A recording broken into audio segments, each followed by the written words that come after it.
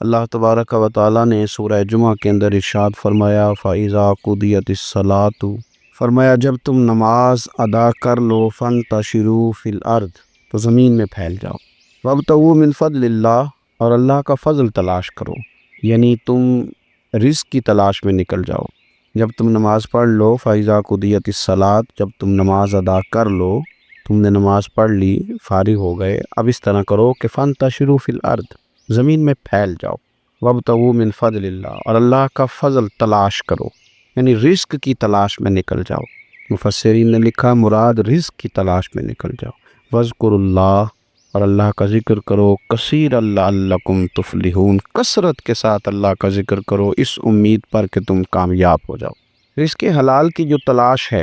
اور جو کوشش ہے، یہ اللہ تبارک و تعالیٰ نے نظام زندگی کے اندر ایک خوبصورت نظام رکھا ہے کہ ہم تھوڑا سا آگے بڑھیں گے، کوشش کریں گے، محنت کریں گے، اور اللہ تعالیٰ ہمیں رزق حلال عطا فرمائے گا۔ یہ بات یاد رکھیے کہ اپنے بچوں کا پیٹ پالنے کے لیے، اپنے آپ کو سوال سے بچانے کے لیے، اپنے ماں باپ بہن بھائیوں کی کفالت کرنے کے لیے رزق حلال کی تلاش بڑا محبوب عمل ہے۔ ایک صورت میں صرف منع ہے کہ جب آپ صرف اور صرف تکبر کے لیے دولت جمع کر رہے ہیں، صرف دوسروں کے اوپر اپنی بڑائی ثابت کرنے کے لیے دولت جمع کر رہے ہوں، تب یہ منع ہے۔ ورنہ کوشش کر کے، محنت کر کے، جد و جہد کر کے رزق کمانا، رزق حلال کی طلب میں رہنا، یہ بڑا پسندیدہ اور محبوب عمل ہے دین کے اندر۔ ہمارے ہاں یہ ہوا ہے کہ کچھ عرصے سے ہم دیکھتے ہیں کہ محنت سے جی چرانے والے لوگوں کی تعداد بڑھتی جا رہی ہے۔ یہاں تو لوگ کسی کے طفیلی بن کے جینا چاہتے ہیں، کسی کے دستے نگر ہو کے جینا چاہتے ہیں، معاذ اللہ۔ یہاں یہ رویہ ہو گیا ہے کہ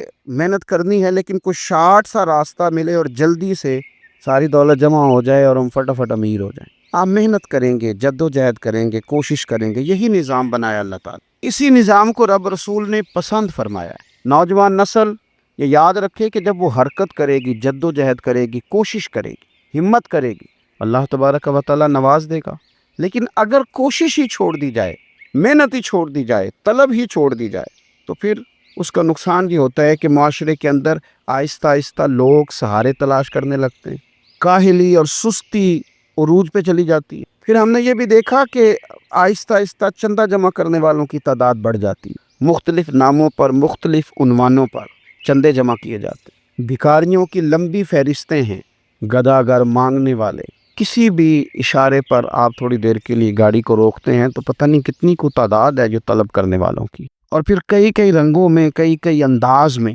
لوگ آپ کے سامنے آتے ہیں۔ یاد رکھنا، نبی پاک صلی اللہ تعالیٰ علیہ وسلم نے فرمایا جس نے بغیر طلب کے اپنا ہاتھ پھیلایا، قیامت کے دن اسے سزا یہ ملے گی کہ جب رب کی بارگاہ میں آئے گا تو اس کے چہرے پہ گوشت نہیں ہوگا۔ بغیر طلب کے اور مسلمان ہو کے رب پہ بھروسہ کرنے والا، رسول پاک صلی اللہ علیہ وسلم کو ماننے والا، اور وہ سست ہو اور وہ کاہلی کی زندگی گزارے، آپ آگے بڑھیں، آپ کوشش کریں کہ مجھے کچھ حاصل کرنا ہے۔ آپ بجائے اس کے کہ سہارا تلاش کریں، آپ سہارا بننے کی کوشش کریں۔ اور نوجوان نسل اپنے ذہن کے اندر یہ بات بٹھائے کہ اللہ تعالیٰ نے جوانی دی ہے، طاقت دی ہے، آپ تو کئیوں کا بوجھ اپنے کندھوں پہ رکھ کے سفر کریں، آپ بہت سارے لوگوں کے لیے سہارے کا باعث بنیں، آپ ایک ایسا درخت بنے کہ جس کی چھاؤں میں سینکڑوں لوگ بیٹھ سکیں، درجنوں لوگ نفع حاصل کر سکیں۔ آپ خوبصورت زندگی بنائیں، اپنے آپ کو آگے لے کر کے جانے کی کوشش کریں، اور اللہ تو بندے کے گمان کے قریب ہے۔ اس طرح کا انسان ذہن بناتا ہے، رب کریم اتنا ہی اس بندے پہ فضل کرتا ہے۔ اچھی امیدیں وابستہ کریں، خوب محنت کریں، خوب، مطلب یہ کہ سست پڑنا، اٹھتا ہوں، چلتا ہوں، دیکھتا ہوں، کرتا ہوں، کوئی ہو ہی جائے گا، کوئی پہنچ ہی جائے گا، یہ کمزور لوگوں کی علامت، یہ کمزور لوگوں کی۔ حضرت حسن بصری رحمۃ اللہ علیہ ایک مثال دے کے بڑی بات کو خوبصورت کرتے ہیں، کہتے ہیں کہ نوجوان مجھے ملا تو کہنے لگا حضرت جی آج میں نے عجیب نظارہ دیکھا ہے کہ ایک شیر نے شکار کیا ہے ایک بکری کا، تو اس نے کافی سارا خود کھایا اور باقی منہ میں پکڑ کے ایک پہاڑی پہ چڑھا ہے، وہاں ایک نابینا لومڑی بیٹھی تھی، باقی کا اس نے اس کو کھلایا ہے شکار۔ تو میں سوچتا ہوں رب کریم تو بندہ نابینا بھی ہو، گھر میں بھی بیٹھا ہو تو اس کو رزق پہنچا ہی دیتا ہے۔ تو خواجہ حسن بصری رحمۃ اللہ علیہ مسکرا پڑے، کہنے لگے میاں تم نے لومڑی بننے کا پروگرام بنایا، شیر بننے کا کیوں نہیں بنایا؟ تم نے یہ ذہن بنایا کہ گھر میں نابینا بن کے بھی کو بیٹھ جائے تو روٹی پہنچ جاتی ہے، تو یہ ذہن کیوں نہیں بنایا کہ شیر بنتا ہوں، شکار کرتا ہوں، کھاتا بھی ہوں، کھلاتا بھی ہوں۔ جد و جہد کریں، محنت کریں، آگے بڑھیں، ہمت کریں۔ میرے رسول کریم صلی اللہ تعالیٰ علیہ وآلہ وسلم کے صحابی حضرت سیدنا کعب رضی اللہ تعالیٰ عنہ ارشاد فرماتے ہیں کہ ایک شخص نبی پاک صلی اللہ علیہ وسلم کے سامنے سے گزرا، تو صحابہ کرام علیہم رضوان نے اس کی چستی دیکھ کر، بڑا چست نوجوان تھا، بڑا تیز چل رہا تھا، اس کی چستی دیکھ کے صحابہ نے کہا کاش اس کی چستی اللہ کے راستے میں ہوتی، یعنی عبادت میں لگا ہوا ہوتا یا جہاد میں لگا ہوا ہوتا، کاش اس کی چستی اللہ کے راستے میں ہوتی۔ تو نبی پاک صلی اللہ تعالیٰ علیہ وسلم نے فرمایا اگر یہ اپنے چھوٹے بچوں کی ضروریات پوری کرنے نکلا ہوا تو پھر بھی یہ اللہ کے راستے میں ہی ہے، اور فرمایا اگر یہ شخص اپنے بوڑھے والدین کی خدمت کے لیے نکلا ہوا ہے پھر بھی اللہ ہی کے راستے میں ہے، یعنی اگر رزق کما کے بچوں کا پیٹ پالتا ہے پھر بھی رب ہی کا راستہ ہے، اور اگر یہ رزق کما کے بوڑھے ماں باپ کی خدمت کرتا ہے تو یہ راستہ بھی اللہ ہی کا راستہ ہے۔ اور نبی پاک صلی اللہ تعالیٰ علیہ وسلم نے فرمایا اگر یہ اپنے آپ کو سوال سے بچانے کے لیے یہ کام کر رہا ہے، یعنی مجھے کسی کے آگے ہاتھ نہ پھیلانا پڑے، تو پھر بھی یہ اللہ ہی کے راستے میں ہے۔ ہاں اگر یہ ریاکاری کے طور پر، فخر کے طور پر یہ کام کر رہا ہے تو پھر یہ شیطان کی راہ میں۔ اگر صرف اس لیے مال جمع کر رہا ہے کہ میں ذرا لوگوں کو پتہ چل جائے بڑا مالدار ہوں، میرا بعض لوگوں کے اوپر ذہن ہوتا ہے نا آگے بڑھنے کا، شوق ہوتا ہے بلا وجہ چیزوں کو جمع کرنے کا، فخر بتانے کا، ریاکاری کرنے کا، فرمایا اگر ریاکاری کے ارادے سے ہے تو پھر یہ شیطان کے راستے میں ہے، اور اگر یہ بوڑھے ماں باپ کے لیے رزق کما رہا ہے، چھوٹے بچوں کے لیے کما رہا ہے، اپنے آپ کو سوال سے بچانے کے لیے کما رہا ہے تو پھر یہ اللہ ہی کے راستے میں، پھر یہ جہاد ہی کر رہا ہے، پھر یہ عبادت ہی میں مشغول ہے، یہ اللہ ہی کے راستے میں۔ رسول کریم صلی اللہ تعالیٰ علیہ وسلم نے جو سبق ہمیں پڑھایا نا، وہ صرف یہ ہے کہ رزق کماتے وقت تمہاری نیت کا اعتبار ہے، تمہارا ارادہ کیا تھا، رزق کماتے وقت ارادہ کیا تھا، بہت بڑے بنگلے بنانے کا ارادہ تھا، جائیدادیں جمع کرنے کا ارادہ تھا، بعض رشتہ داروں کو نیچا دکھانے کا ارادہ تھا، بلا وجہ ڈینگے مارنے کا اور اونچی اونچی باتیں کرنے کا ارادہ تھا، یا تمہارا ارادہ یہ تھا کہ حلال آ جائے تاکہ میں سوال سے بچ جاؤں، تاکہ مجھے کسی کے سامنے ہاتھ نہ پھیلانا پڑے۔ یہ حدیث ہمیں صحیح بخاری میں ملتی ہے، نبی پاک صلی اللہ تعالیٰ علیہ وسلم نے فرمایا بے شک مال بڑا سرسبز ہے اور بڑا میٹھا ہے، فرمایا جس نے اچھی نیت کے ساتھ مال حاصل کیا نا، بڑا میٹھا ہے، بڑا سرسبز ہے، اور جس نے اچھی نیت کے ساتھ حاصل کیا اللہ اسے برکت عطا کر دے گا۔ تھوڑے پیسوں میں برکت ہو جائے گی، تھوڑے میں بھی، کئی دفعہ تھوڑے پیسے ہوں گے پر ختم نہیں ہوں گے، ان میں برکت ہو جائے گی نیت اگر ٹھیک ہے۔ اور حضور صلی اللہ تعالیٰ علیہ وآلہ وسلم نے ارشاد فرمایا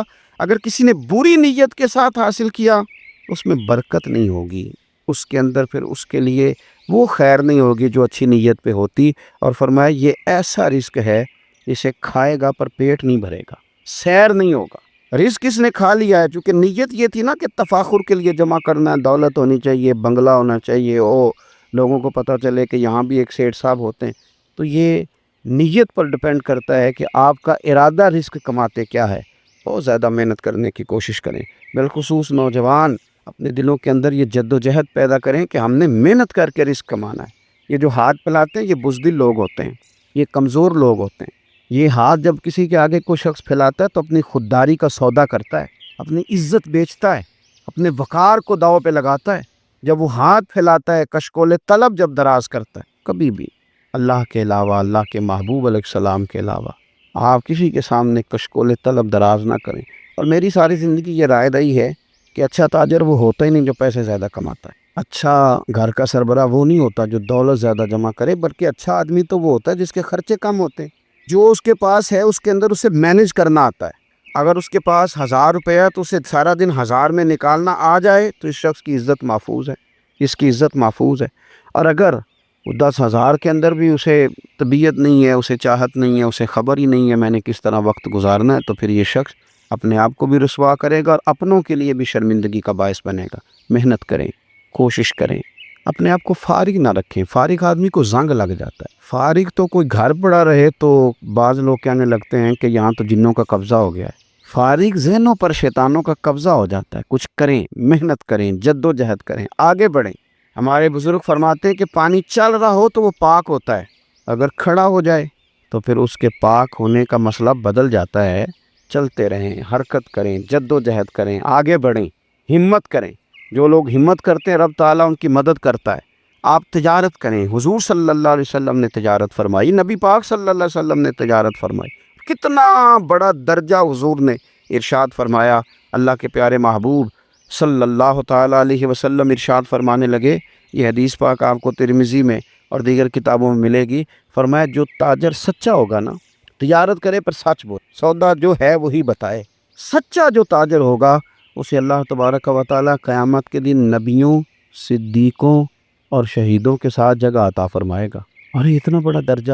یعنی اسے صدیقین کے ساتھ کھڑا کر دیا، شہداء کے ساتھ، حالانکہ یہ شہید نہیں ہوا، یہ تو دکان کرتا رہا وقت پہ، اللہ نے اسے اپنے انبیاء کے ساتھ جگہ دے دی۔ اس کا مطلب ہے رب صرف مسجد میں نہیں ملتا، دکان پہ بھی مل جاتا ہے۔ شرط یہ ہے کہ دیانتداری کے ساتھ تجارت کی جائے، دیانتداری کے ساتھ۔ ایک تو یہ کہ یہ کام کریں، پھر یہ کہ بہت سارے صحابہ کھیتی باڑی کرتے تھے، بہت سارے صحابہ، اور حضور صلی اللہ تعالیٰ علیہ وسلم نے فرمایا اگر تم نے کوئی درخت لگایا، پودا لگایا، تو جو بھی جاندار اس سے نفع حاصل کرے گا اللہ تمہیں اس کا اجر عطا کرے گا۔ کوئی بھی آپ کھیتی باڑی کریں، محنت کریں، جد و جہد کریں، پھر اس سے آگے ہاتھ سے مزدوری کرنا ہے، ہاتھ سے مزدوری۔ میرے دادا جان کا انتقال، ان کی عمر 90 سال سے زیادہ تھی جب وہ دنیا سے گئے تھے، تو آخری دن غسل کے بعد جب میں نے ان کے ہاتھ کو کھولا تھا تو تب بھی ان کے ہاتھوں پر محنت کے نشان تھے، ابھی بھی ان کے ہاتھوں پہ چھالے تھے، وہ جو پکے پڑ گئے تھے نا وہ ساری زندگی رہے میرے والد صاحب کے ہاتھوں پہ ہمیشہ،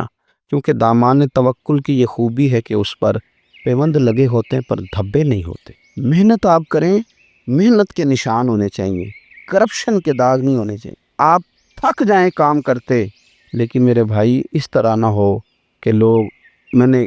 کئی دفعہ کہا ہے کہ روب کپڑوں کا نہیں ہوتا، روب تو کردار کا ہوتا ہے۔ کروڑوں روپے کا آپ مکان بنا لیں، گاڑی خرید لیں، لیکن آپ کا پیسہ کرپشن کا ہے تو لوگ دروازے کے سامنے کھڑے ہو کے کہتے ہیں 2 نمبر طریقے سے کمایا۔ لیکن چھوٹا سا کوئی ملازم ہو کسی دفتر میں، ہو دیانتدار، تو لوگ دروازے کے سامنے، بڑا افسر بھی کھڑا ہو کے کہتا ہے یار یہ بندہ نہ رشوت لیتا ہے نہ ناجائز سفارش سنتا ہے، اس سے ذرا احتیاط سے بات کرنی ہے۔ تو بتلائیے روب کپڑوں کا ہے کہ کردار کا ہے، دولت کا ہے کہ کردار کا ہے؟ کردار کی عظمت ہوتی ہے۔ اس لیے میرے نبی پاک صلی اللہ تعالیٰ علیہ وسلم نے فرمایا کسی بندے نے بھی، یہ بخاری ہے، حضور فرماتے ہیں کسی نے بھی اپنے ہاتھ سے زیادہ بہتر کھانا کوئی نہیں کھایا، اپنے ہاتھ کی کمائی سے زیادہ بہتر کسی بندے نے کھانا نہیں کھایا، اور فرمایا اللہ کے نبی حضرت داؤد علیہ السلام اپنے ہاتھوں سے کمائی کر کے کھایا کرتے تھے، اپنے ہاتھوں سے محنت کر کے کھاتے تھے۔ سب سے بہترین کھانا آپ وہ کھاتے ہیں جو آپ اپنے ہاتھوں سے محنت کرتے ہیں، مشقت کرتے ہیں،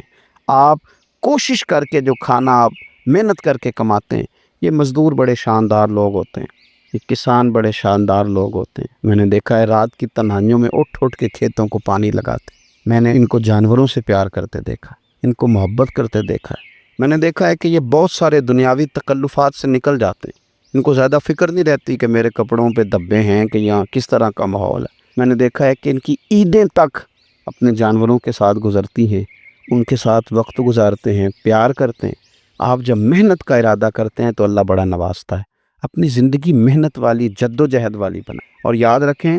ہماری سوسائٹی کے اندر اتنے زیادہ غم نہیں ہیں، سب سے زیادہ پریشانی یہ ہے کہ جوان سست ہو گئے ہیں۔ علامہ اقبال نے کہا تھا لہو مجھ کو رلاتی ہے جوانوں کی تن آسانی۔ جوان اصل میں کمزور ہو گئے، اس لیے خرابی زیادہ بڑھ گئی۔ اگر جوان تازہ دم ہوں، سستی کو چھوڑیں،